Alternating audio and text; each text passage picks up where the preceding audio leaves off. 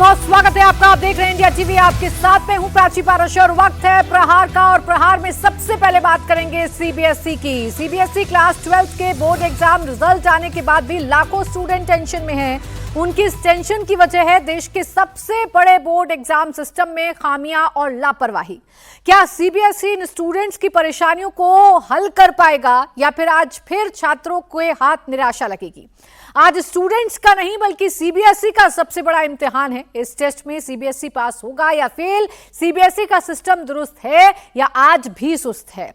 नंबरों से असंतुष्ट छात्रों के लिए रीवैल्यूएशन का प्रोसेस शुरू हो चुका है, लेकिन बड़ी खबर यह है कि आज एक बार फिर से सीबीएसई के ऑनलाइन रीवैल्यूएशन पोर्टल में दिक्कतें आ रही हैं। 1 घंटा चलने के बाद सीबीएसई की वेबसाइट ठप पड़ गई है।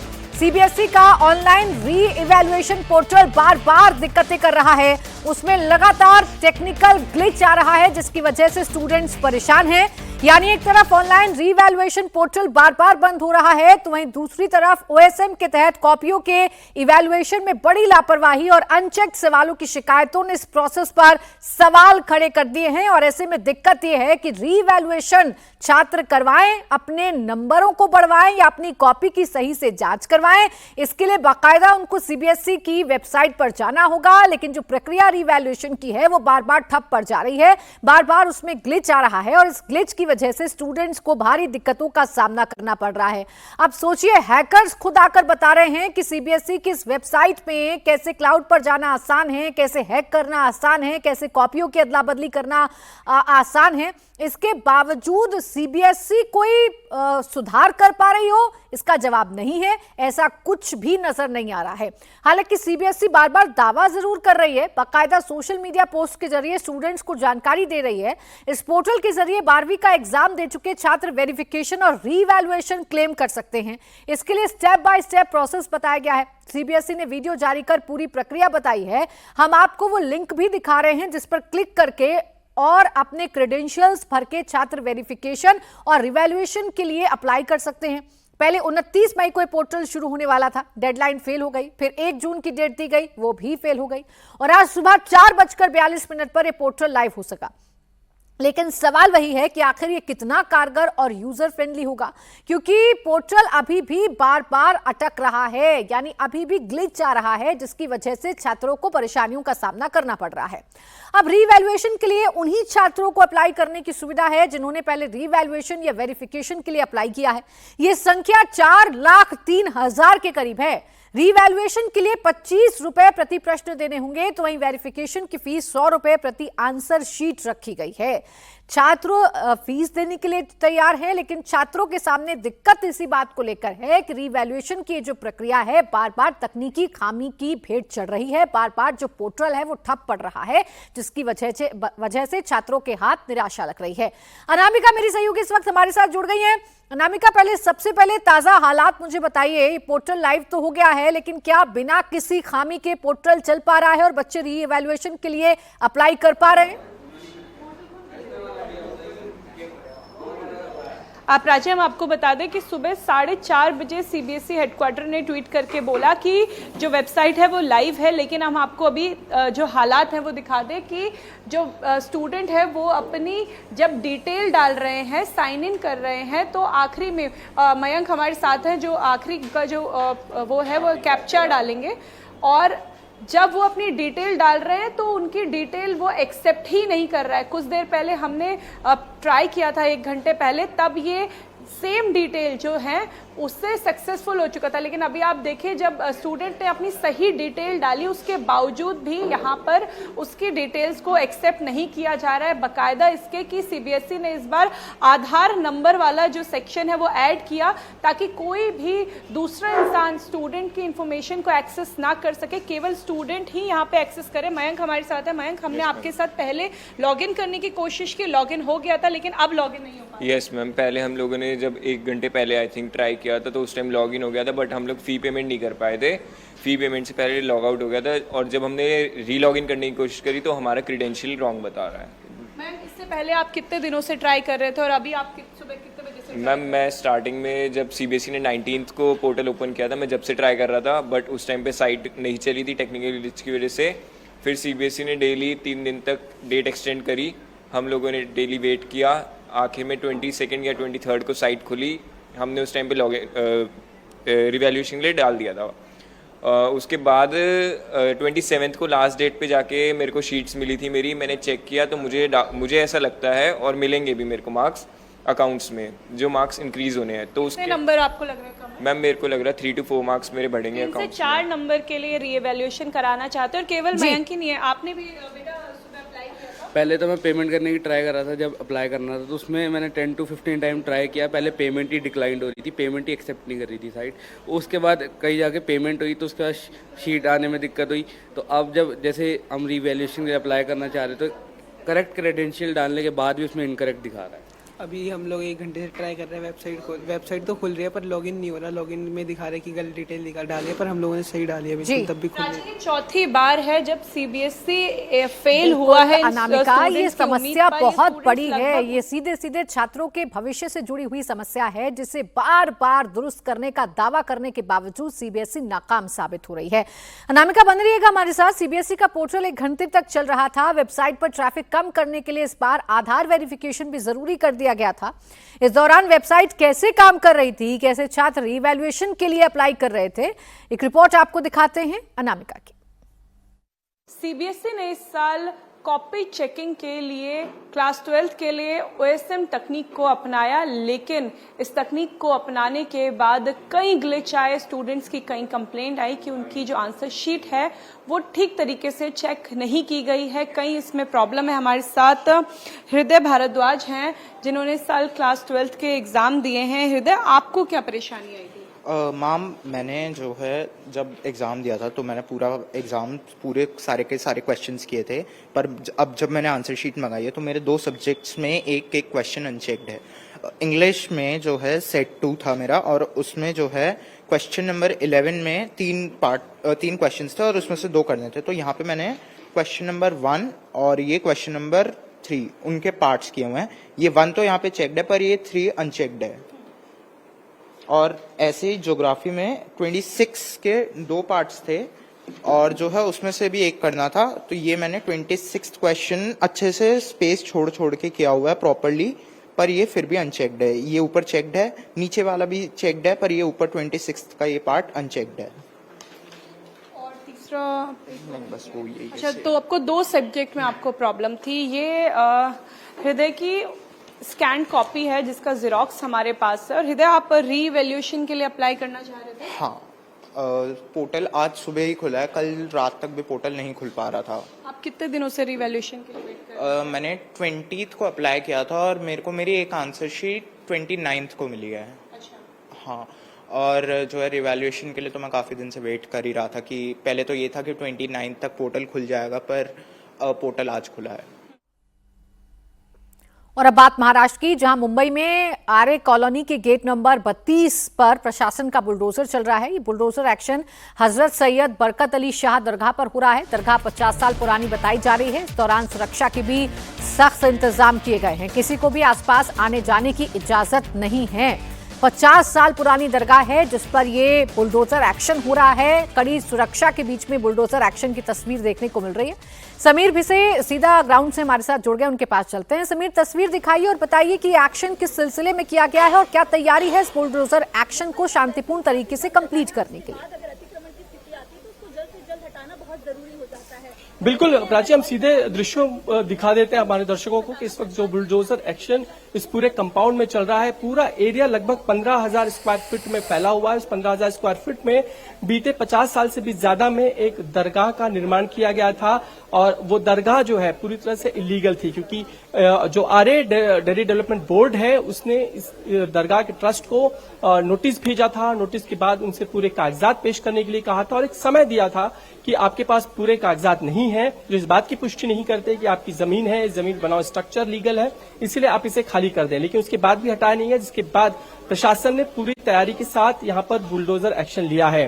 तो पूरा समय दिया गया था ट्रस्ट को, लेकिन एक बेहद अहम बात है कि कहीं से भी लॉ एंड ऑर्डर की सिचुएशन खड़ी ना हो, इसको देखते हुए पहले पूरा का पूरा पुलिस बंदोबस्त लगाया गया, बुलडोजर एक्शन किया गया, जो सारा स्ट्रक्चर है उसे ध्वस्त कर दिया गया। उसके बाद ही जो है इस वक्त हमें दृश्य आपको दिखा पा रहे हैं, ताकि ये बहुत एहतियात बरतने की जरूरत थी, किसी भी तरह से लॉ एंड ऑर्डर का सिचुएशन खड़ी न हो, इसकी एहतियात पुलिस प्रशासन ने और RAW डेवलपमेंट बोर्ड ने भी इस वक्त बरती थी। और इस वक्त हम देख रहे हैं कि 2 बुलडोजर की मदद से सारा का सारा स्ट्रक्चर जो है लगभग खत्म कर दिया गया है, क्योंकि पूरा स्ट्रक्चर टीन शेड से खड़ा किया गया था, कुछ दीवारें खड़ी थी, वो सब हटा दिया गया है।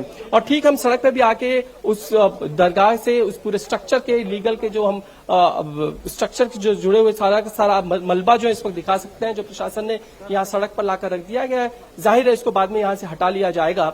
ये पूरा दृश्य है कि लगातार जो बुलडोजर एक्शन ऐसे स्ट्रक्चर्स पे हो रहा है जो बीते कई वर्षों से खड़े थे, लगातार नोटिसें भेजी जा रही थी, बावजूद उसके स्ट्रक्चर नहीं हट रहे थे। लेकिन अब स्ट्रिंजेंटली हम जिसे कह सकते हैं कि प्रशासन जो है अब उस पर एक्शन ले रहा है, समय सीमा दी जाती है, नोटिस दिए जाते हैं, उसके बाद भी अगर कागजात मुहैया नहीं कराए जाते, उपलब्ध नहीं कराए जाते, तो उसके बाद एक्शन होता है।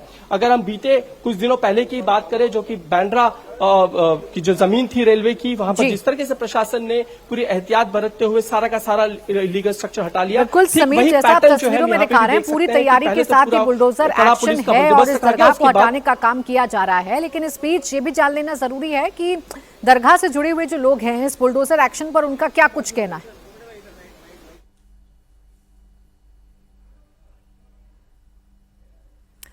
तो समीर के पास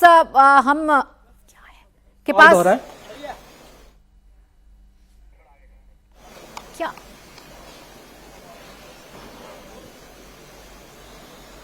तो समीर के पास ने हमें जो जानकारी दी, बहुत शुक्रिया समीर आपका इन तमाम जानकारी के लिए। अब बात करेंगे पश्चिम बंगाल की, जहां ममता बनर्जी टेंशन में है। ममता बनर्जी की पार्टी जो है वो टूटेगी या बचेगी, इसको लेकर लगातार सवाल खड़े हो रहे हैं।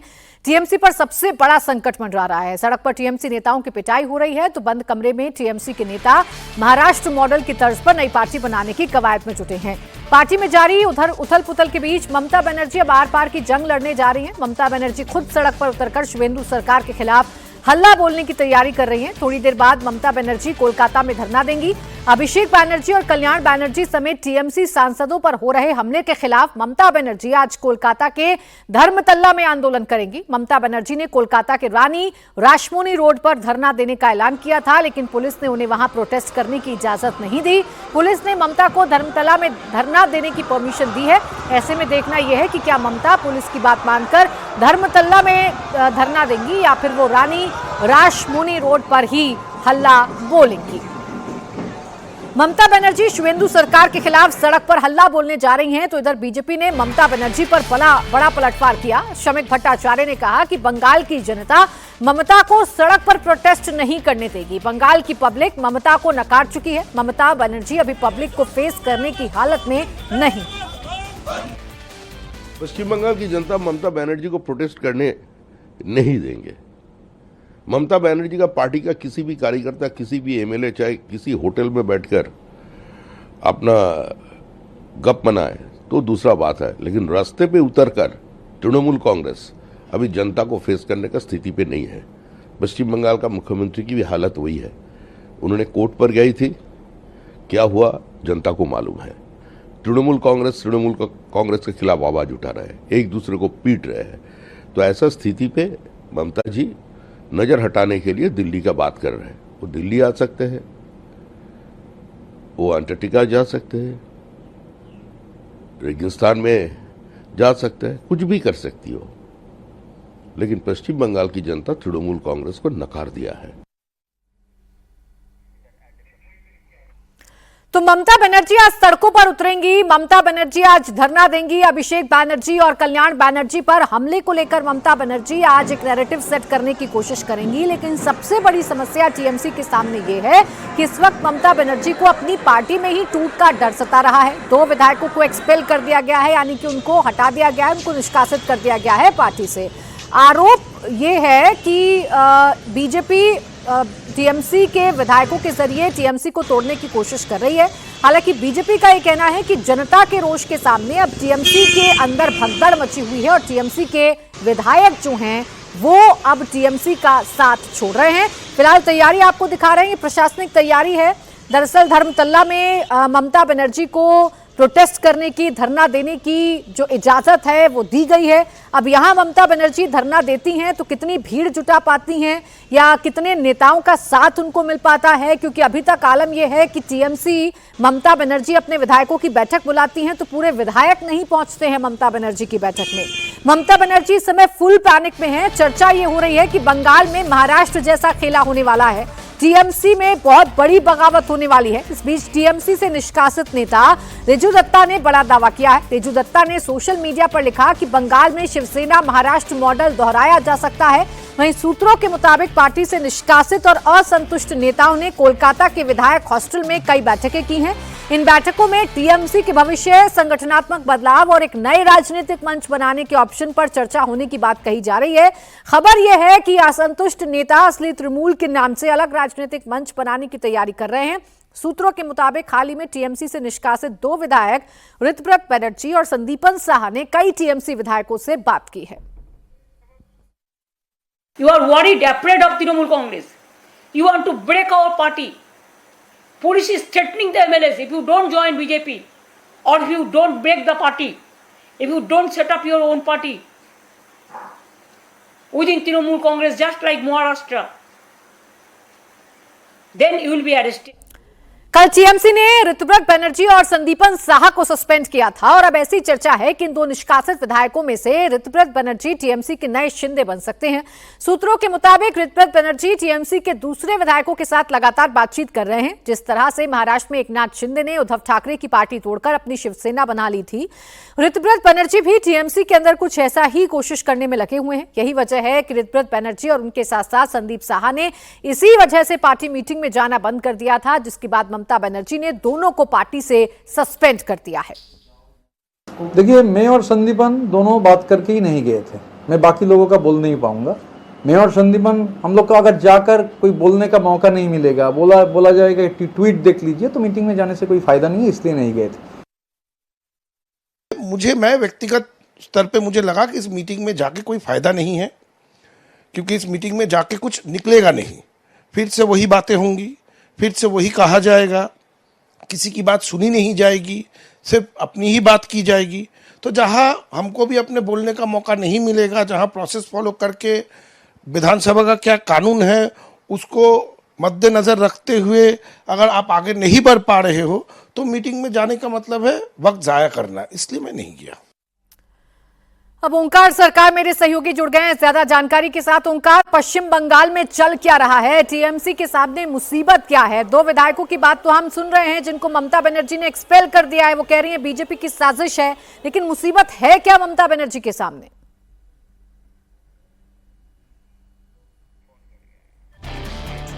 चलिए, ओंकार से संपर्क हमारा टूट गया है, फिर से उनके पास जाएंगे, लेकिन आपको बता दें कि इस वक्त सबसे ज्यादा परेशानी ममता बनर्जी के सामने है। एक तरफ ममता बनर्जी को अपनी पार्टी एकजुट बनाए रखने के लिए सबसे बड़ी चुनौती है, तो दूसरी तरफ एक के बाद एक उनके नेताओं पर जो कार्रवाई पश्चिम बंगाल में हो रही है वो भी ममता बनर्जी के लिए सबसे बड़ी चुनौती बनती जा रही है। ऐसे में आज ममता बनर्जी धरना प्रदर्शन करने जा रही है। देखना यह है कि उनका ये प्रदर्शन कितना सफल होता है।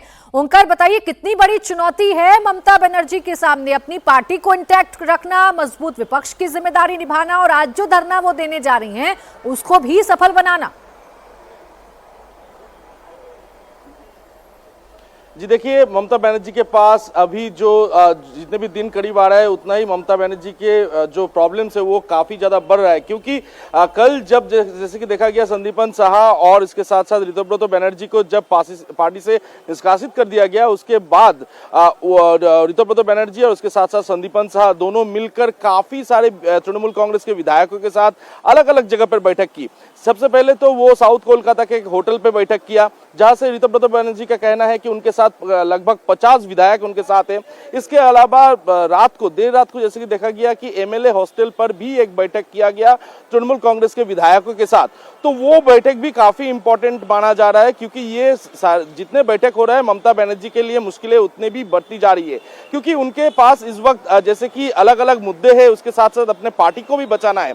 तो ये फिलहाल मुश्किल का सामना करना पड़ा है ममता बनर्जी को। और इसके साथ साथ आज ममता बनर्जी इसी जगह पर धरना प्रदर्शन करने वाली है कोलकाता के वाई चैनल पे, क्योंकि सबसे पहले तो जगह जो तय किया गया था वो RR एवेन्यू यानी रानी रासमणी एवेन्यू, जहां से इस जगह से अमूमन 300 मीटर दूरी पर है, उस जगह पे पुलिस की तरफ से परमिशन नहीं दी गई। उसके बाद पुलिस की तरफ से वर्बली जो परमिशन दिया गया है वो है हेयर स्ट्रीट ट्रैफिक के पीछे वाई चैनल, वो भी अमूमन इस जगह से 300 से 350 मीटर दूरी पर है। लेकिन उससे पहले जैसे कि देखा जा रहा है यहाँ पर भारी संख्या में पुलिस बल की तैनाती कर दी गई है। सिर्फ कोलकाता पुलिस ही नहीं, इसके साथ साथ सेंट्रल फोर्स के जो है वो उनको भी यहाँ पर तैनात कर दिया गया है। तो इस वक्त ये सवाल पैदा हो रहा है कि ममता बनर्जी को वर्बली तो यहाँ पर बैठने की अनुमति पुलिस की तरफ से कल दिया गया था, लेकिन क्या आज उन्हें यहाँ पर बैठने की अनुमति पुलिस की तरफ से दिया जाएगा, यही फिलहाल सवाल है। क्योंकि ममता बनर्जी लगातार ये कह रही है कि अभिषेक बंदोपाध्याय, इसके अलावा कल्याण बनर्जी के ऊपर लगातार हमले हो रहे हैं, इसके अलावा बुलडोजर चल रहा है राज्य के ममता बनर्जी आज धरना देंगी, देखना यह भी दिलचस्प होगा कि ममता बनर्जी के इस धरने में आम लोगों के साथ साथ उनके अपने कितने लोग साथ आते हैं, कितने विधायक उनके साथ खड़े रहते हैं, कितने सांसद उनके साथ खड़े रहते हैं। शुक्रिया आपका ओंकार तमाम जानकारी के लिए। देखिए, ममता बनर्जी बखूबी जान रही हैं कि खतरा उनकी पार्टी के अंदर है, पार्टी के ऊपर है। वो आरोप बेशक बीजेपी पर लगा रही हूं, बीजेपी के इशारे पर खुद पुलिस के बड़े अधिकारी उनकी पार्टी को तोड़ने में लगे हैं, ऐसे आरोप लगा रही हूं, लेकिन ममता बनर्जी बखूबी जानती हैं कि इस वक्त उनकी पार्टी के अंदर पैनिक है और उस पैनिक से निपटने के लिए ममता बनर्जी पूरी कोशिश कर रही हैं। लेकिन क्या यह संभव हो पाएगा, यह देखना दिलचस्प होगा। अब इस पूरे विवाद की शुरुआत तब हुई जब टीएमसी नेतृत्व ने उलबेरिया पूर्व से विधायक ऋतव्रत बनर्जी और एंटाली के विधायक संदीपन साहा को पार्टी विरोधी गतिविधियों के आरोप में निष्कासित कर दिया। दोनों विधायकों ने नेता प्रतिपक्ष से जुड़े प्रस्ताव और हस्ताक्षर प्रक्रिया को लेकर सवाल उठाए थे। इसके बाद जब दोनों विधायकों को पार्टी मीटिंग में बुलाया गया तो वो वहां नहीं पहुंचे और फिर टीएमसी ने उन दोनों विधायकों पर कार्रवाई कर दी। आरोप यह लगाया गया कि बीजेपी के इशारे पर ऋतव्रत जो हैं वो कोशिश कर रहे हैं कि टीएमसी को तोड़ा जाए और महाराष्ट्र वाला मॉडल अपनाया जाए। आगे बात अब कुशीनगर की, जहां सीएम योगी आदित्यनाथ जनसभा को संबोधित कर रहे हैं। क्या कह रहे हैं वो सीधा आपको लिए चलते हैं। मैं अब किसानों को गन्ने का दाम अब 315 नहीं बल्कि 400 रुपया कुंटल हम देने का काम कर रहे हैं और गन्ना का मूल्य समय पे मिले यह सुनिश्चित किया जा रहा है। अब इंसेफ्लाइटिस की बीमारी वैसे ही समाप्त हो गई है जैसे माफिया यूपी से समाप्त हो गए हैं। हमने माफिया को भी समाप्त किया और मच्छर को भी समाप्त किया। ये मच्छर बीमारी लाता था, माफिया बेरोजगारी लाता था। बीमारी और बेरोजगारी दोनों की समस्या का समाधान करके आज यूपी में जब कोई नौकरी निकलती है और सिलेक्शन होता है तो हमारे कुशीनगर के नौजवान भी नियुक्ति पत्र प्राप्त करने के लिए आते हैं, क्योंकि मैं हर नियुक्ति पत्र अपने हाथ से देता हूं, पूरी सूची मंगाता हूं, देखता हूं वे कुशीनगर का भी कोई नौजवान आया है कि नहीं आया है। पुलिस की भर्ती हुई तो पुलिस की भर्ती में कुशीनगर का नौजवान, कोई भर्ती होती है कुशीनगर का कोई बेटी, कुशीनगर का कोई नौजवान भर्ती होता है, सरकारी नौकरी भी प्राप्त कर रहा है। और अब जो निवेश हो रहा है, इस निवेश के माध्यम से भी जो रोजगार मिल रहा है, उस रोजगार में भी, उस नौकरी में भी कुशीनगर का नौजवान भी प्राप्त करता है। बहनों और भाइयों, सरकार की विकास की सरकार की अपना एक विजन होता है। यह तब संभव हो पाया जब आपने अच्छे जनप्रतिनिधि चुने, अच्छे लोग चुने। आप सोचो 2022 के पहले मस्करेबाजी होती थी तमकुही राज के नाम पर, फाजिल नगर के नाम पर। विकास के बारे में कोई नहीं सोचता था। यहां तो तमकुही राज को मजाक का पात्र बना दिया था।